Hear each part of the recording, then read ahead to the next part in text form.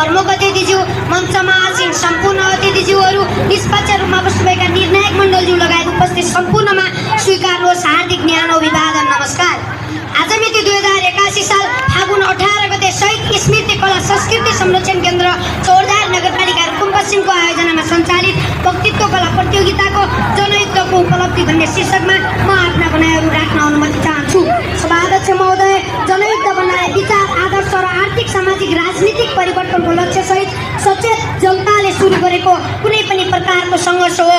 नेपालमा जनयुद्ध भन्नाले 250 वर्षसम्म विद्यमान एकात्मक साम्राज्यवादी सामन्ती सत्ताको अन्त्य गर्दै देशभित्रको आर्थिक, सामाजिक, राजनीतिक र मानवीय जीवनशैलीको युगान्तकारी परिवर्तन सम्भव तुल्याएको नेपाली जनता मार्फत सुरु गरिएको क्रान्ति हो। सभाध्यक्ष महोदय, विक्रम सम्वत 2046 सालमा बहुदलीय प्रजातन्त्रको स्थापना गरियो, तर लोकतन्त्र संस्थागत हुन सकेन। बहुदलीय प्रजातन्त्रमै सीमित रहन उपयुक्त नठानेपछि नेपालमा दीर्घकालीन जनयुद्धको आवश्यकता बोध गरी योजनाबद्ध रूपमा तयारी सुरु गरियो। जनयुद्धका तयारीका विभिन्न चरणहरू पार गर्दै विक्रम सम्वत 2052 साल माघ 22 गते नेकपा माओवादीले तत्कालीन सरकार समक्ष राष्ट्रियता, जनतन्त्र र जनजीविकाका सवाल उठाउँदै 40 बुँदे ज्ञापन पत्र बुझायो, तर सत्ता पक्षले उनीहरूको माग सम्बोधन गर्न तयार भएन। त्यसपछि विक्रम सम्वत 2052 साल फागुन 1 गते रोल्पा, रुकुम, गोर्खा र सिन्धुलीबाट एकैसाथ नेपालको इतिहासमा जनयुद्धको वास्तविक ज्वालामुखी विस्फोटन भयो, जसको नेतृत्व तत्कालीन नेकपा माओवादी र पुष्पकमल दाहाल प्रचण्डले गर्नुभयो।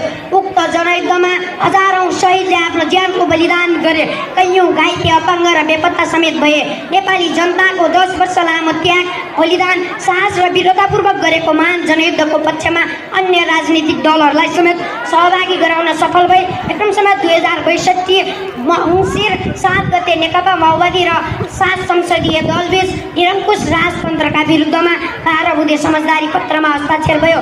उक्त 12 बुँदे समझदारी पत्रको बलमा विक्रम सम्वत 2062 चैत्र 24 गतेदेखि 19 दिने सशक्त जनआन्दोलन सुरु गरियो र विक्रम सम्वत 2063 वैशाख 11 गते संसद पुनः स्थापना गरियो।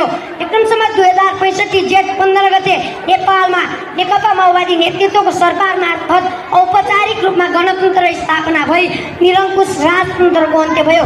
सभाध्यक्ष महोदय, संविधान सभाबाट निर्मित नेपालको संविधान 2072 संघीयता, गणतन्त्र, समावेशी लोकतन्त्र, धर्मनिरपेक्षता र समानुपातिक व्यवस्था महान जनयुद्धका प्रमुख उपलब्धिहरू हुन्। समाजमा विद्यमान शोषण र उत्पीडनका विरुद्धमा नयाँ जागरण पैदा भयो। सामाजिक, सांस्कृतिक मूल्य मान्यतामा नयाँपन आयो। समाजमा